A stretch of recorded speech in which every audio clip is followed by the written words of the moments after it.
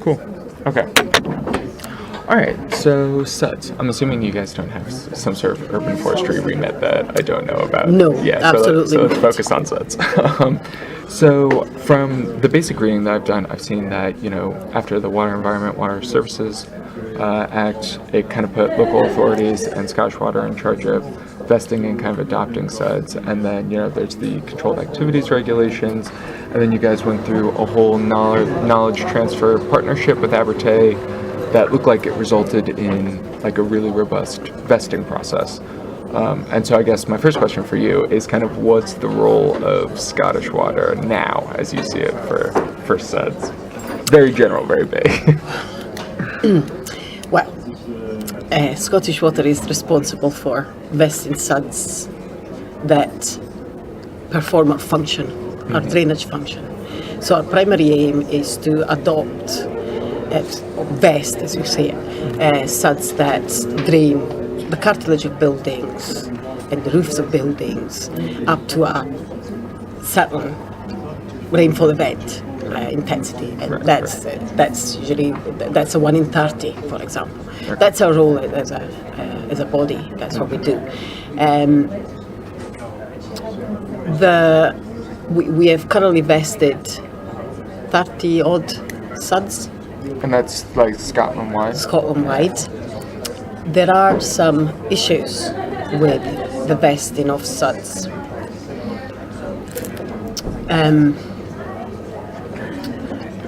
The WUS Act made Scottish Water responsible for the vesting of SUDs after it was implemented. It doesn't have any retrospective powers. But there are a large number of SUDs that were built before the Act was implemented and were not built to the Sewers for Scotland standards. And those are the legacy SUDs? Those are the ones we call legacy SUDs. So you mentioned the KTPs. There were 2 KTPs. One was a SUDs vesting process for new SUDs, but there was also a KTP that was looking at legacy SUDs and how we could tackle those. So we have come up with some policy positions in terms of both new SUDs and legacy SUDs. And the most important of these is the fact that we will adopt any SUDs built after 2007, which is when the WUS Act and the Sewers for Scotland manuals were published. We will adopt those SUDs that meet the standards as outlined in the manual. And for the legacy SUDs, we will vest the SUDs that have been built to the standards that were the best practice standards at the time, which is Syria. The C521. Yes, that's the one. Okay. The C521. When these assets are not to that standard, then we would expect the current owner, which sometimes is the developer, sometimes is a householder, whatever happens, to bring them up to standard. Okay. But there are other issues linked with land ownership, servitude rights, and a number of other legal issues that we are trying to tackle at the moment and find a way around it. So the moral of the story is the intentions are all good, but then the devil is in the detail, and there are a lot of things that need to be overcome to and so that's kind of where I'm coming from with the dissertation, is trying to get kind of down into mainly the land ownership and management, like who actually at the end of the day is going to be owning these and managing them, especially if they're not meeting like the Sewers for Scotland standards, or if their legacy SUDs not meeting the C521 standards. So then I guess what would you consider to be kind of the biggest challenge right now? So if we put legacy SUDs to the side for a second, in terms of current new SUDs that are being built, what's kind of the biggest challenge when it comes to actually managing them or adopting them in the first place? Right. So there has been an issue with SUDs built between 2007 and 2014 in terms of vesting them. Yeah. We haven't vested any, but that is because even when they're built up to standards, our vesting process was such that you wouldn't vest an asset, any asset, pumping station SUDs or whatever, until the whole development was complete, right? And because of the downturn, a lot of development stopped, into administration. So a lot of those assets haven't been adopted as yet. Okay. We've now implemented a new policies, the early vesting process where we say we are going to adopt any asset that is fit for purpose and is finished, not the whole development, just the asset. So you might have a SAD system that is finished, but the whole development is not finished yet, but we will vest it anyway, okay, which makes much more sense. Yeah. That only applies to assets built from now on. But we've realized that we really should be working this retrospectively as well, because there are a lot of SUDs that are finished and working, and just because the development is not finished, we've not vested them yet. So what are we looking at now is to sort of work the early vesting in retrospect, and sort of adopt those assets that are finished, even if the development is not finished. It's a bit complicated. Yeah. But it seems to be that, there's a lot of little details that maybe haven't been worked out or thought of, or that make things. So what? Can you expand maybe on some of those Things little like details? process. The process of vesting. The process of vesting. Yeah. I think sometimes we still get a disconnect between what the developer says that they were going to build and what they've actually built. Right. So how the vesting process works is that you get, you send in as a developer, you send in your drainage design, and we say, okay, if you build it like that, that's fine, it's approved, we'll take it on. And then at the end of the process, we go on site and check the asset, and that's not been built to what they said they were going to build. Right. And there is no. And do you see that a lot? Is that happening frequently, or is that just one of the many problems? I could not say. I couldn't say.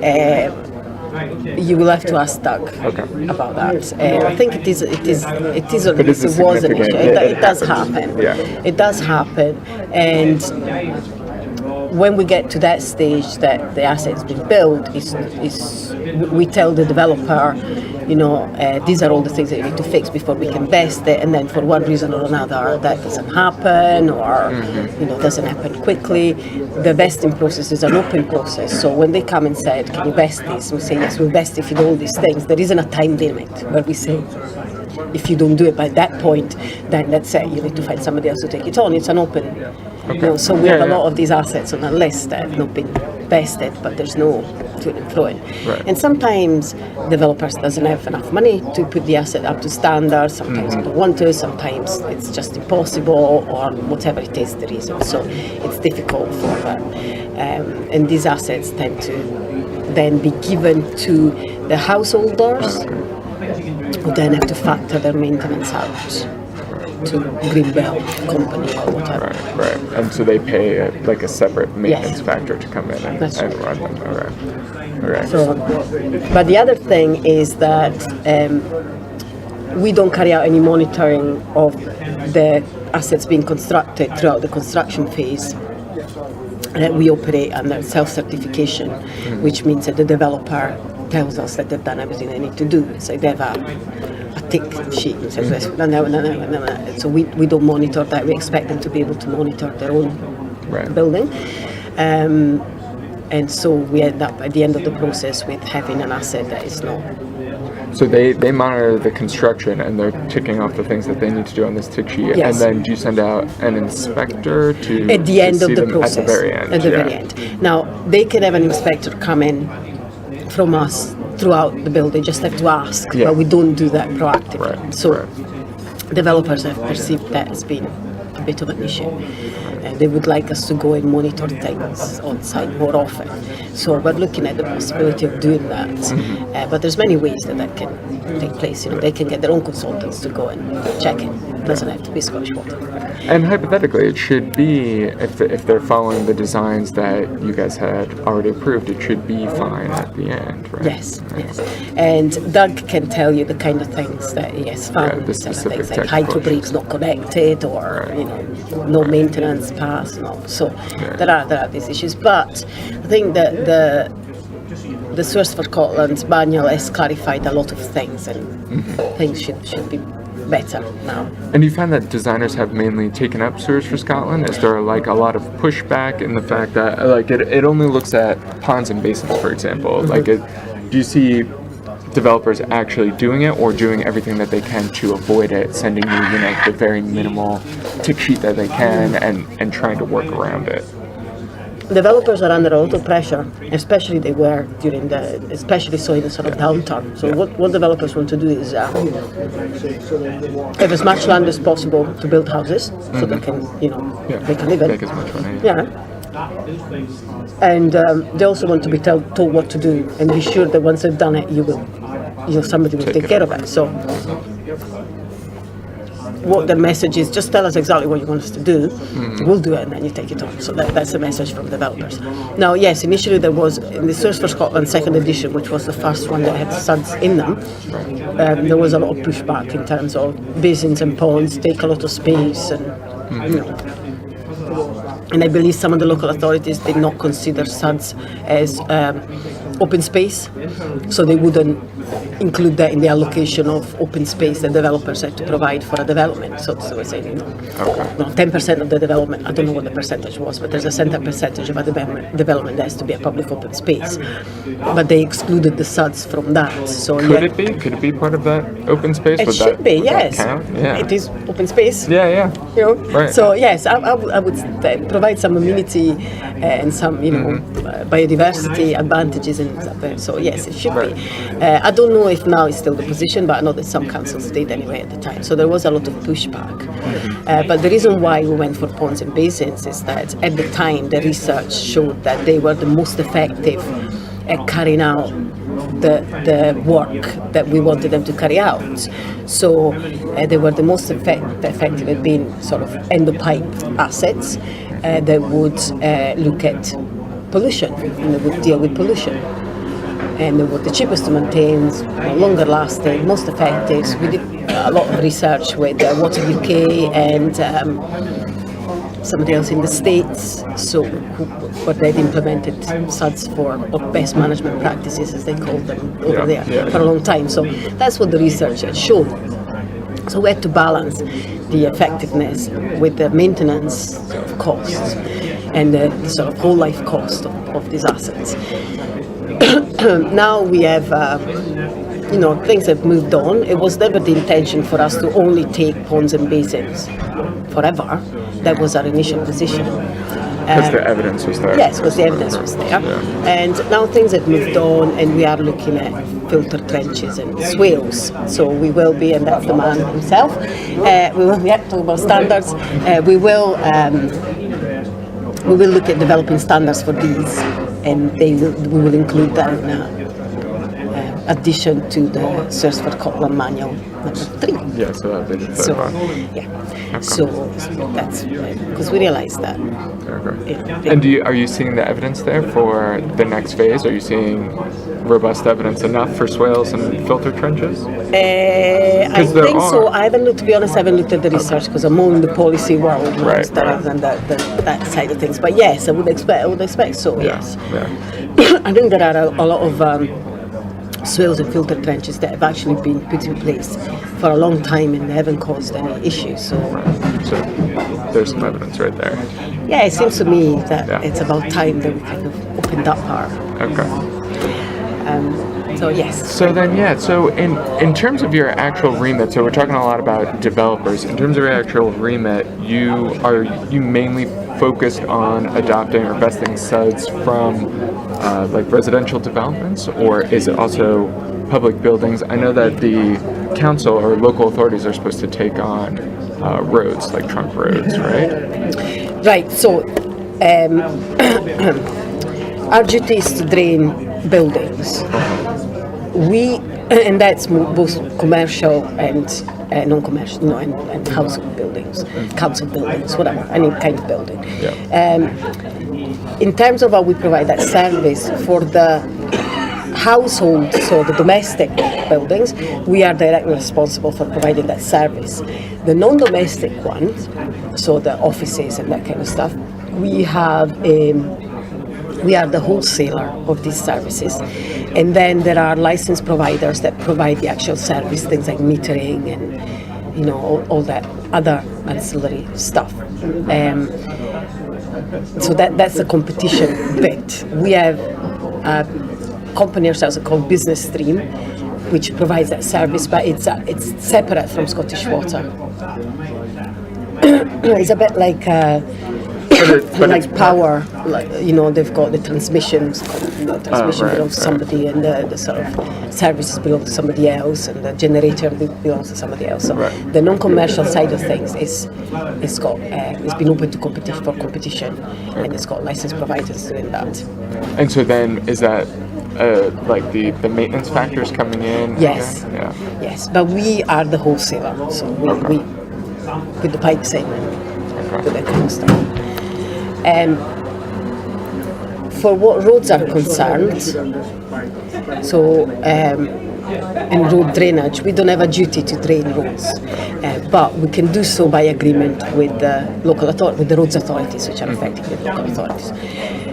We never had that agreement. We just let them discharge into our drainage systems for a number of reasons. We used to be local authorities, and then this was really no skin off our nose. There is a little bit in our water charges that includes road drainage charges. So our wastewater charges are made up of foul water, so just the waste, drainage from the cartilage of buildings, and drainage from roads. So that's included in our water charges, but that's just to do with the conveyance of that drainage. When the WUSAT that requires SUDs car that requires SUDs to be put into every development came along, we wanted to work with the local authorities so they would take their fair share for the treatment side of things. So we're happy to convey, but when we talk about SUDs, when we talk about having to provide treatment for that, then it becomes much more expensive. That's not included in our charges, and therefore we'd like to take their fair share. And we're trying to do so by entering into a Section 7 agreement, which is called Section 7 just because it's Section 7 of the Sewerage Scotland Act that says you can enter into agreements. And how Section 7 agreement is set out is that basically the principles are Scottish Water will vest the whole system, the local authority will maintain the parts of the system above ground, and Scottish Water will maintain and operate the part of the systems below ground. And that seems to be a reasonable approach, given that local authorities' role is really more sort of, at least it was more sort of green spaces and that kind of, so they've got all the equipment, they already do that. They can just include that in part of their contract with people that are mowing the lawn, so it's kind of, Scottish Water really does pipes and big engineering structures. And I don't know if you know this off the top of your head, but for Edinburgh, have you guys entered into any Section 7 agreements with them? No, the local authorities are, so we are currently working with SCOTS, which is the Society of Chiefs, because as an umbrella body, to get them to get into agreement on the suitability of the Section 7 agreement as it's worked out now. And once SCOTS says, yeah, we think that this is a reasonable agreement, then we can tackle the individual local authorities. So wait, I'm sorry, you're working with Scots to just get the layout of what a Section 7 agreement would look like? A Section 7 agreement is, we will have one agreement with each local authorities, and that will set out the principles, which are, you maintain above, you maintain below, etc., etc. Right. But then each development is going to have a schedule that actually shows for that development, this bit is the responsibility for maintenance of the local authority, and this bit is Scottish Water. But that's, that's for each individual development, but that's not the Section 7 agreement, it's just the schedule. Yet once the agreement is signed, that is the principles, and it only needs to be signed once, and that's it. So that is just the detail. We haven't had. So what we're working with Scots is for them to agree the principles of that split of responsibility and maintenance. And then once they've said yes, and they said to the local authorities, by all means, if you want to. The problem is that Scots can't tell local authorities to do something. They can recommend, and they can say yes, we have no problem with this, so please, do go ahead and sign it. But once that happens, each local authorities will have a different approach to how they're going to take it through their own internal systems. So we actually had a meeting with Edinburgh 3 or 4 weeks ago. And they are going to... Is that with the council? Yes, City Andy council? Bogle. Have you spoken to Andy Bogle? I have not. No, Andy Bogle is a good contact for you. How do you spell his last name? Bogle. Yeah. I shall send you the contact. Yeah, that would be great. In fact, Doug should have. And he's done a lot of work with SUDS. He's really a SUDS champion in Edinburgh, and he was instrumental in the whole Craig Miller area was called the person. He was the guy that pushed for all that. So he's a very nice man. I like Candy a lot. So I had a meeting with Andy Bogle, Doug was there as well, and with Lucy van der Ven, who's going to, she's leaving the council. I'm hoping to sit down with her. Has she already left the council? Is she? I don't think so, but no, I'm hoping to sit down with her before she does. Yeah, well, I think she's going to work for ACOM, but she might work for the council. Kind of there, sure. Anyway, so we'll get in touch with her quite quickly. Yeah. But, for example, Edinburgh Council will have to take the agreement to committee for committee to say, yes, we're happy with that, or no, we're not. And then they can sign it. And that might take 2-3 months because they've got committee dates and then there's the holidays. Some other councils, like Clogmannonshire Council, are quite happy to just sign it without having to go to committee. So each individual council will have kind of a different take on it. But none of them have done it so far because the principles haven't been set out by Scots. Yes, Scots haven't. A lot of them would like Scots to say they either don't want to be the first one to sign it, or they would like Scots to say yes, go ahead and sign it. So it's kind of tricky. I can see their point of view. These would a lot of the council are now getting rid of the green areas. They're getting rid of that sort of maintenance responsibilities. They're factoring these areas out. So having to maintain these additional green areas, it will impact on the budget. They're factoring them out to private. Yeah, to different areas. They're selling them out. At one point, they were giving a lot of them to the Forestry Commission, which we find. But for us, the issue is that we can only have this agreement with the roads authorities under Section 7. And even if we could have it with others, we would not want to have it with a private factor. We would like to have it with an in perpetuity authority. Which makes sense. So that's how this shared joined up approach would work. The other thing that Section 7 agreement does, it opens the possibility of having systems that deal with more than just a 1 in 30 or so it would, because the local authorities would then be responsible for part of it or certainly for the maintenance, and it could open up to more joined up approaches to drainage, maybe more green corridors or drainage systems designed with more flood routing and things of that sort. It would open up that time, because at the moment we can only do the 1 in 30 drainage, and that is because we are a public body and everything we do is governed by regulation. We can't go over and above what regulation says that we should be doing, because it's our customers' money. And it's the same for the local authorities. They wouldn't be able to do anything else. Exactly. So you have to protect the public purse. Yeah, definitely. So it would open up a lot of avenues. Yeah. So this might be too invasive, and hopefully I'll get to sit down with Andy myself as well. But in that meeting, did you see that Edinburgh Council would be open to these Section 7 agreements? Yes, if it was laid out? Actually, there was another Section 7 agreement round about 7 years ago, where we got agreement from Scots that the Section 7 agreement was suitable. However, so we went to a few individual councils, and Edinburgh Council put the Section 7 agreement through committee. The committee said, yes, that's fine. We're happy with it.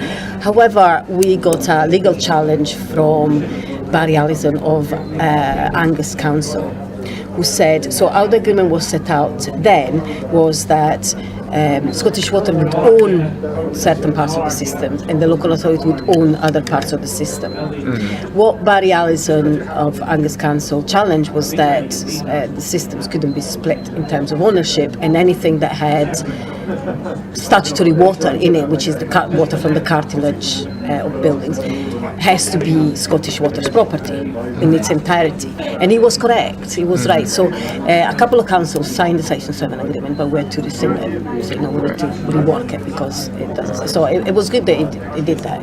So how would it look different? So instead of I know the that ownership, they're doing above ground, and you're doing instead below of the ground. ownership being split, the ownership is with Scottish Water. It's only the maintenance and operation. Oh, okay. That's been split. Okay, so you would fully own the asset. So we fully own the whole asset, and we take on the liabilities for that. All we ask is that the local authority. All we ask is that the local authorities maintain the parts of the system above ground. And at least in Edinburgh's case, it looks like they're willing, or at least willing to try. Yes, I mean, things have changed, unfortunately, in a lot of councils because of the downturns, austerity and all that. So there is a bit of reticence in terms of, what impact is this going to have on our budgets, and I can totally, fully see and understand that. However... Yeah. So, do you foresee any problems in terms of management under a Section 7 agreement? It sounds like you guys would fully own it, and then they would do a lot of the maintenance above ground. Is there going to be issues in terms of kind of a decentralization of management, like the funding coming through them, or? I don't think so. We don't.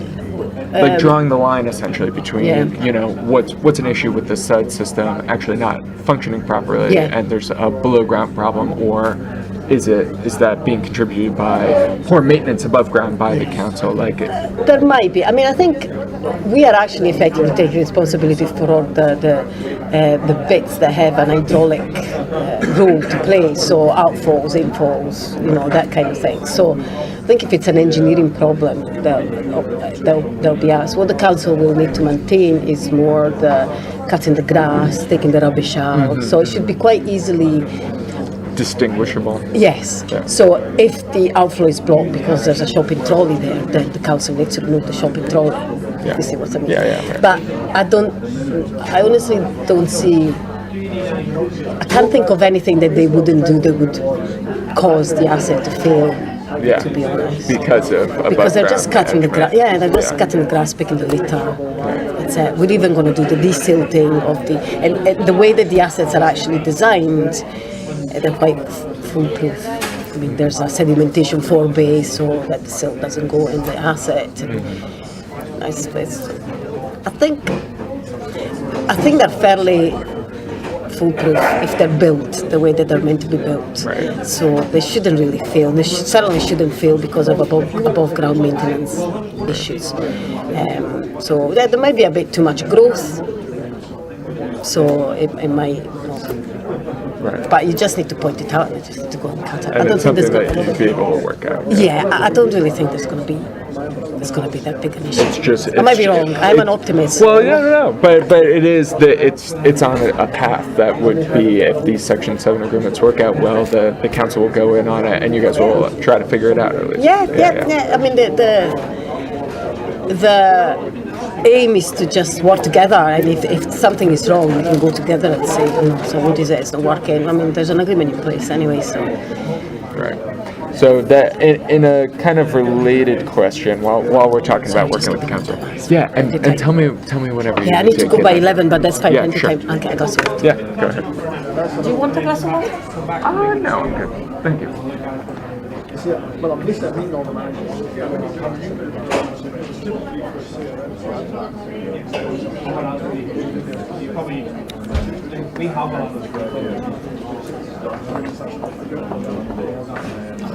Bacon. Okay. Yeah, I'm getting you to do a lot of talking. No, that's fine, that's fine. But you need to keep me on track because I do have a tendency to just... No, that's what I'm looking for. I'm looking for any of the things that I can't find in the literature myself. Okay. So I have a very specific question that I had written down that I just want to ask you directly, even though I think we've kind of danced around it. Are there any sort of... A lot of the governance literature talks about silos. And so are there any main institutional or funding silos? I know you guys are governed by the Water Industry Commission? Yes. The funding, yeah. Yes, so that is a big issue. Are there any institutional funding silos that you see as being kind of main barriers? Either working with the local authorities, working with developers, the funding between... Yeah. And that became evident when I was involved in the implementation of the Flood Risk Management Act, where you have to work together to come up with plans to manage flood risk. Work together, the Scottish Water and local authorities have to work together. So I'm not sure how relevant it is to SUDS, to be honest, but there are fundamental differences in how we're funded and how we operate. So Scottish Water has a very clear funding mechanism whereby the minister gives us directions and says we would like Scottish Water to work on these things. Well, Scottish Water will work on these things, but it's very high level. Things like will implement the requirements of the Flood Risk Management Act, for example. Scottish Water takes that, and we work with our other regulators, so SEPA, the Drinking Water Quality Regulator, and the Customer Forum is the customer, and also our customers. We actually carry out research with our customers to see what their priorities are, to actually then say, okay, this is how we prioritize it. These are the work that we're going to carry out. This is what we want to do, and this is how much it's going to cost us. And these are things like we want to, let's say, that's not in our business plan, you can look at our business plan, but for example, we want to increase the resilience of our water resources in that region by building a new reservoir. Sure. Right, okay? So that kind of... Once we've done that and we've costed it, we go to the WICS, which is our Water Industry Commission, which is our financial regulator, and say to the WICS, okay, this is our plan, this is what we want to do, and this is how much we think we're going to spend on it. And the WICS says, no, it's too expensive, or it's cheap, or whatever. But the other thing that the WICS does is the WICS sets the boundaries within which we can spend in order to keep customer charges at a certain level. So if the minister says we want to keep customer charges, or actually if the WICS says we want to keep customer charges constant, then that's the amount of money that we will have.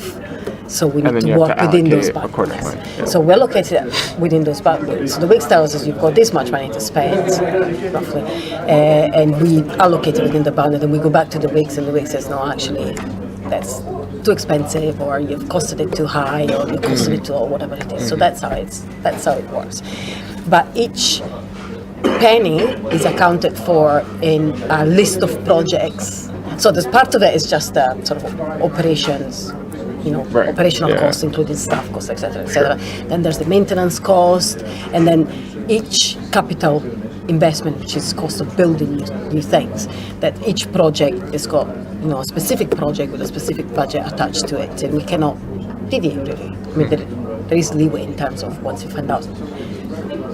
And obviously, if you get into more detail, then things might change. But it's all allocated, and we can't move from that. And that's set for the next. That's set for a whole investment plan. It used to be 5 years. Now it's 6 years. It's 3 years plus 3 years. Okay. But in any case, so it's got for the local authorities, I think every 2 years they get given a certain amount of money from a pot that the minister decides that is going to give them based on what the local authorities have to deliver. But the money is put into a pot and given to the local authorities. And do check this with the council. That's my understanding. So each local authority has got a pot of money that the minister says, to deliver everything that you need to deliver, this is all the money you need. But then internally they have to bid for that money for everything that they want to deliver. For the different projects, different departments. So it must be, so it might be, if the minister says you have to deliver all of this, so this is the money that you need, but then they might not spend it on what they were supposed to spend it, they might spend it on something different. For example, the minister might say you need £10,000 or 10 million to deal with flood risk management issues and 5 million to deal with new schools, right? So here is 50 million, but then the local authority internally may say, actually, I want to build 4 schools instead of 2, so I'm going to spend 10 million on schools and 5 million on flooding. Right. So that's roughly how it works. And they've only got an horizon of 2 years, so they can't really make long-term plans. Right. And you mentioned whole life cost earlier, so that would almost directly conflict with trying to map out like a SUD system that has this long-term life. Yeah.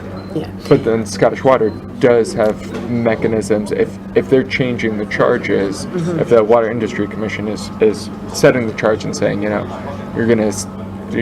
don't want to charge more than this for our customers, then can Scottish Water or has Scottish Water internally kind of allocated things that they think would be a whole life cost for a SUD system? Like, are you guys trying to forecast a little bit more? Yeah, we do. Forward?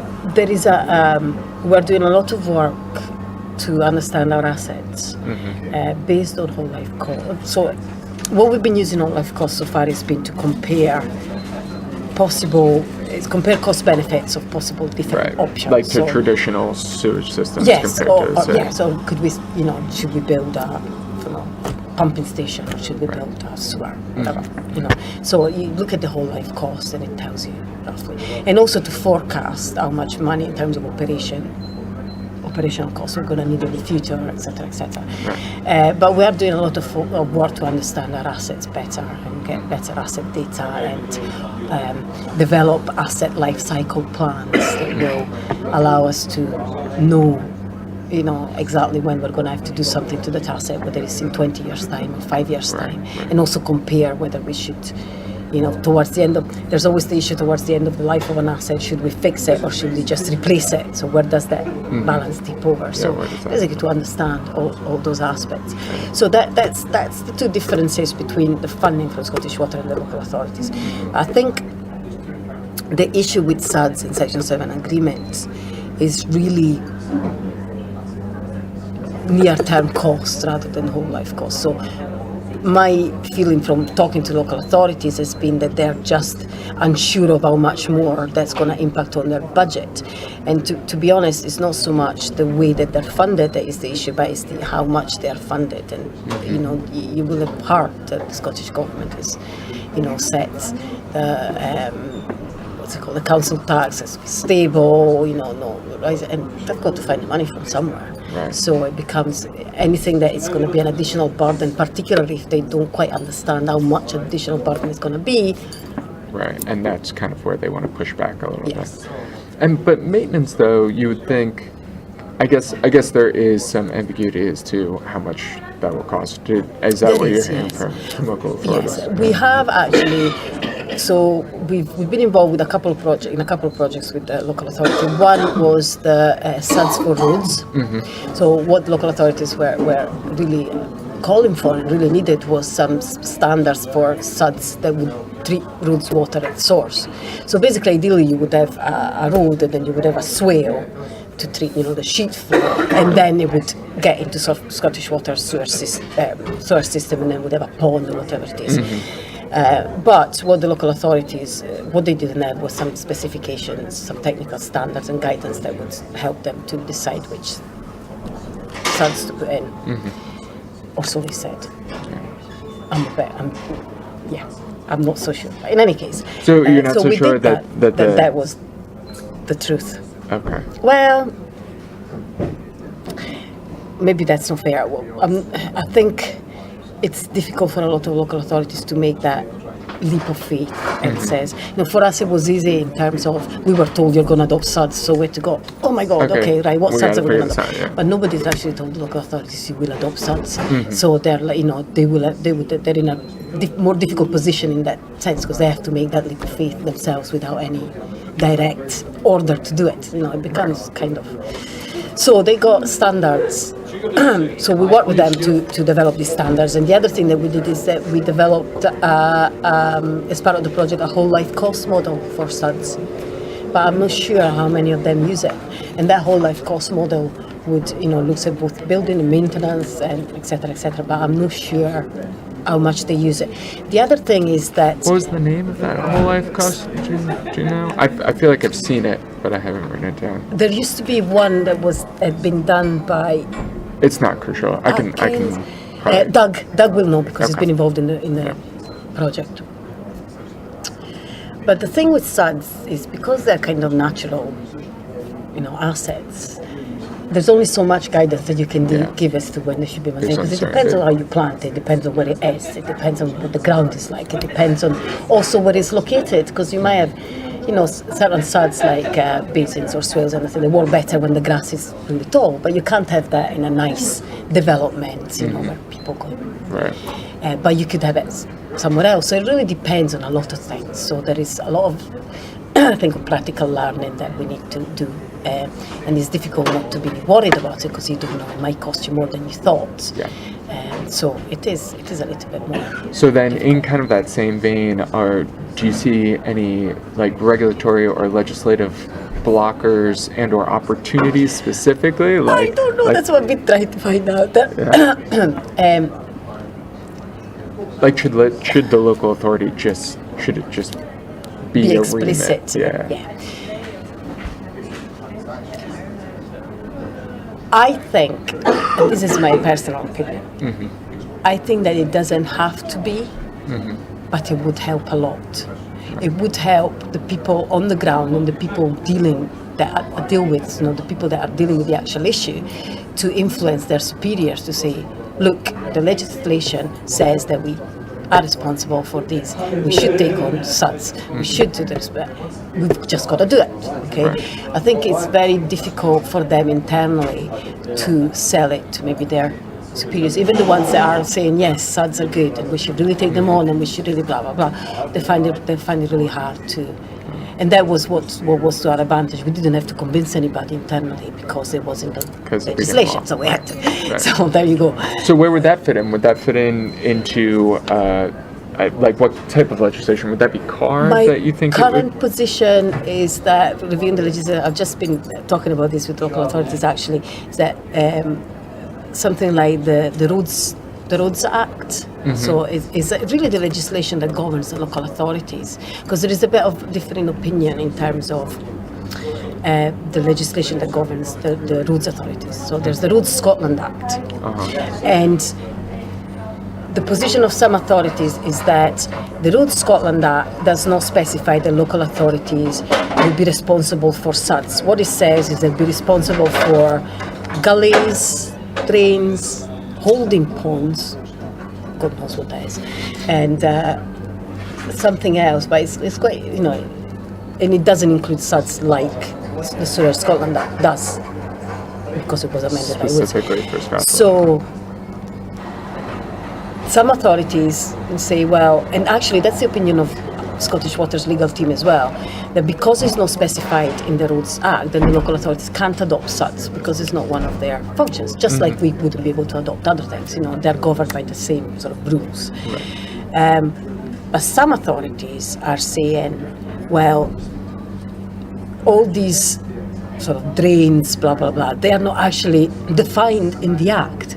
So there is some flexibility as to how we interpret them. So some authorities are saying, we can actually, there is some flexibility, we actually want to interpret it to cover suds, so we'll just go ahead. Like Lanarkshire Council? Like Lanarkshire Council, like I think South Lanarkshire as well, Dundee Council as well. So, but I think it would make life much easier if the legislation would just amend to say, and suds. Yeah, define this, and then it means that they don't have to, in the road for Scotland. Yes, they don't have to fight the internal battles. Right. Just a bit of clarity, and then it's just there.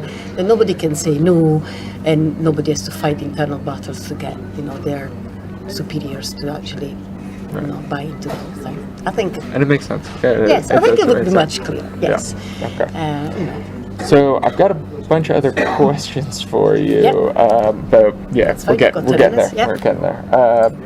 So then, how do you guys? What are kind of like the greatest opportunities that you see for suds? Like, how do you identify kind of like space that would be good for suds? Is it all just because the developers are developing them, or does Scottish actually kind of seek out developments that could be using suds or should be using suds? Like, kind of what do you perceive as the greatest opportunity? I guess is the main question. we are trying to. So we have a surface water management strategy. It basically looks at taking surface water out of the combined sewer system to future-proof our assets and combat urban creep and climate change. Because you shouldn't really be putting surface water into pipes, because sooner or later the pipes are going to be full. So it doesn't matter how big you build them. So I think ultimately we would like to have surface water systems that are all above ground and that deal with both water quantity and water quality issues. We still have a long way to go, both internally and also to educate developers. Because again, developers, what they want to do is to just tell me what to do, I'll build it and off I go. And then move on. So, but really what we should be start thinking of is a drainage system that is built, fit for purpose. It deals with quality and quantity issues and can provide amenity, green corridors, make things nicer. We're still a long way to go, but there are opportunities in terms. I think the main blocker to this is that academics, architects and all the clever people there says, oh, we should be doing this, we should be doing that, we should be doing that. Right. And then people on the ground are saying, but we can't because of all these other issues. How do we, how do we make a profit? How do we get around the legislation? How do we get these systems adopted? There is nobody that is actually taking that and doing it on the ground. I'm trying to get in between and those say, two okay, things, what do we need to do to get there? But it would be nice for these. I was having this discussion yesterday with somebody. It would be nice if these people that are looking at, all these nice integrated systems, blah blah blah, actually went and built them. Yeah. And spoke to Scottish Water and spoke to SEPA and spoke to the local authority and spoke to developers and say, okay, yes, they can build it and then somebody private can adopt it, but you can do that for one development. Two developments, but you can't roll that out throughout the whole of Scotland. Yeah. You know what I mean? It's like so then could one of the opportunities be, I'm trying not to lead as much as possible, but go ahead. Could one of the opportunities, I remember at the Green Infrastructure Forum discussion, that people were talking about showcasing, like having really good examples out there of what it should be looking like and what you can do. Yes, that's one aspect. That's an aspect of it. But also, again, showcasing is just a showcase. The sort of exceptional, exemplar sites, they always remain just exemplar sites. They're not implemented. So, yes, I think a bit more education and a bit more, and also that would only be one site. Right. That deals with that specific issue. I think a bit more. So it's not really a dissemination of information to the developers. They see Scottish Sewers for Scotland and they're following it. They know what they need to be doing. Yes, but there is an opportunity to educate. Once Section 7's agreements are signed, there is an opportunity to actually work with both local authorities and Scottish Waters and developers to actually look at systems that are fully integrated and look at all these things and deal with flooding. I'll give you an example. So what the local authorities are saying just now is that you have, because of flood risk management, you have to keep a 1 in 200 storm within the site, right? So within the development site, which is stupid if you ask me, because it's just stupid. You should have a master plan that deals with flow routine and all that kind of stuff. But anyway, so they say you have to keep it in the site. So the only way to do that is for a developer to build a pond that takes a 1 in 200 storm event, which again is stupid because the pond is going to be empty most of the time because a 1 in 200 storm event doesn't happen every week. Right. So and also you build the pond as a 1 in 200, you build the pipe as a 1 in 30. So how is the water going to, and the road gullies are built for a 1 in 5, so how the hell is the 1 in 200 going to get to the pond? Right? You could build all for a 1 in 200, but then the pipe wouldn't self-clean and operate correctly because it's too big. Okay. So there are these technical issues. So how do you do that? Yes. Right. How do you design a drainage system that is suitable and appropriate and fit for purpose for that specific site? With the flow routine and all that kind of stuff. How do you do that? I don't think there's enough practical education out there that, and that's a big opportunity. Okay. Big opportunity, I think. So you mentioned a second ago that there are some internal issues with Scottish Water. Well, is that with rolling out the vesting process and getting kind of No, everyone that's on again board? is to convince people that that's not the having systems above ground. It's the best way to go. There's still some, I think, there's still a little bit of pushback in terms of us vesting SUDs. I think some people still don't understand that we have to because it's the legislations and they don't like them. It's a bit of the fear of the unknown because we have invested that many. Then there's a bit of this fear of the, I don't want a pond for, I just do pipes, but it's, it's fair enough. No, these people have done this job forever and a day, so you jump on them with a pond and a basin and pretty flowers and grass. They're like, what the hell? So, it's fair enough. So there is some more education that we have to do internally in terms of, don't be scared, it's all right. And, we should be doing this. And so it's up to us to do that. And I think it's the same within the local authorities, a bit more education and the fear away. It sounds like it's kind of on its way there. Yes, like how, not to put like a timeline on it, but is Scots actively trying to come up with these principles for the Section 7 agreements? No, the principles are there. We just need them to say yes, we're happy. Okay. And in fact, the last sort of communications I had with them, they were saying yes, we are happy. We understand the principles. That's fine. There's some minor technical issues that we'd like to work out, but no, in principle, we are happy with it. I'm just really waiting for them to set up a meeting. That's it. Okay. The ball is in their court, and I'm just waiting for them to just come up with a date. Edinburgh Council can then take it to committee. Yes, and same with Dundee Council and same. So we've been meeting with a few councils at the same time to sort of speed things up because otherwise we would wait for Scots to say yes, you can sign it, and then we would have to start going to every council and take them through it again because not every council is.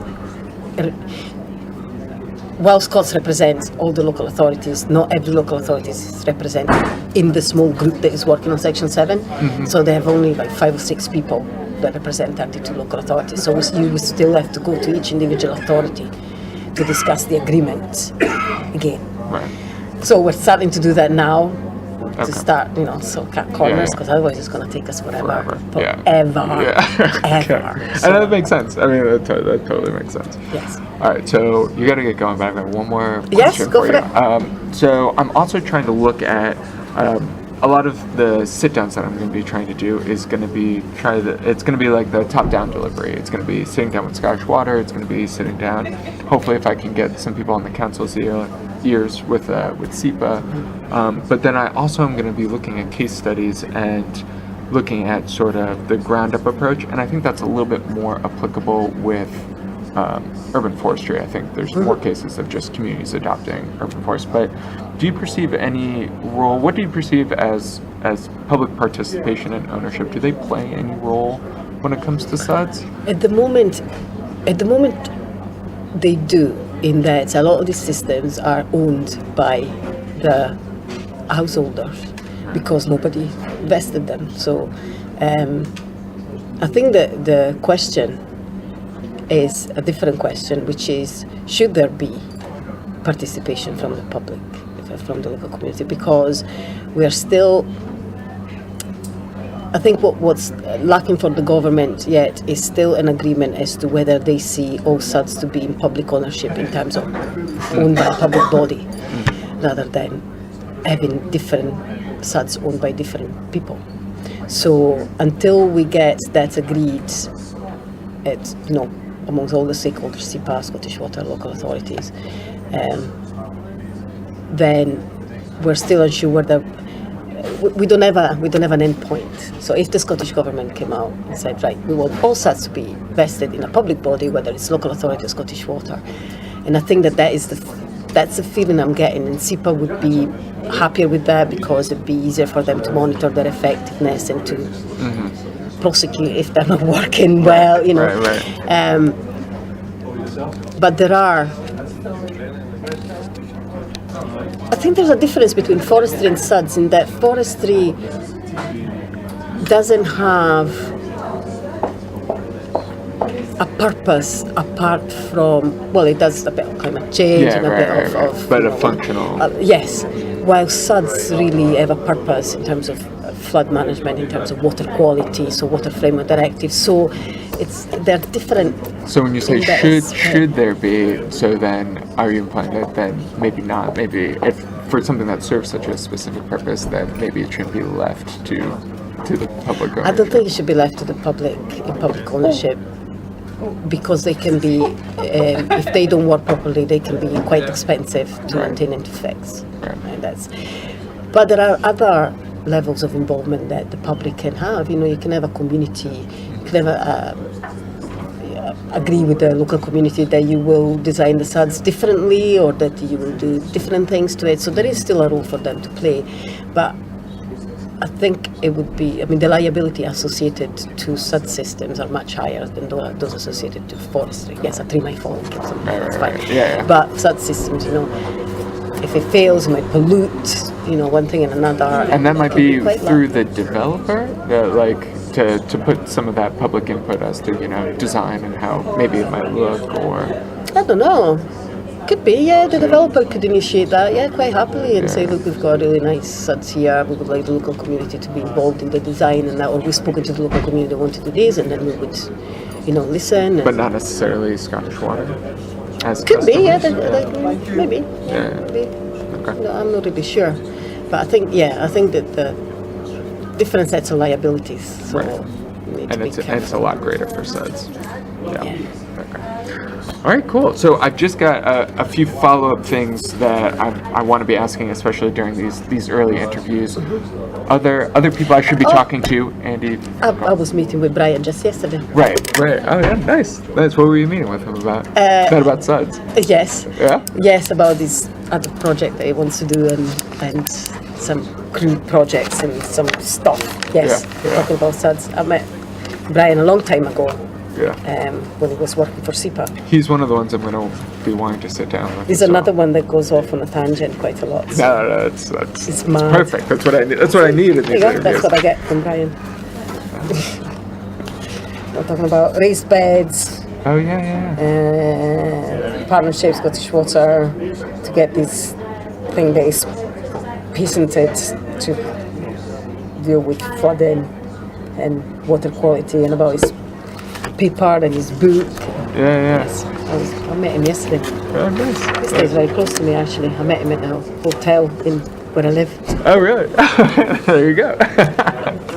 Yeah, he seems like a very interesting guy. I only met him for one time at the beginning of the show. But everything, in terms of an academic standpoint, everything that I'm reading, he's at the beginning of every SUDS paper, every academic research SUDS paper. It seems like he was there, he was on the ground in the beginning, getting these things over here. So yeah, you'll find my name on one of his papers too, because I did that paper on fecal contamination of water course. Yeah. In fact, I was known as dog shit woman. Really? Yes. It's quite the nickname. It was a long time ago. So like Brian, and this can also be done over email, but do you have any stakeholders, any specific stakeholders, champions, any case studies for Edinburgh specifically, essentially for follow-up, for moving on from here? Do you have any advice as to certainly people? Andy Bogo will be the best one to in Edinburgh. Right. Andy and Lucy, but Andy is more.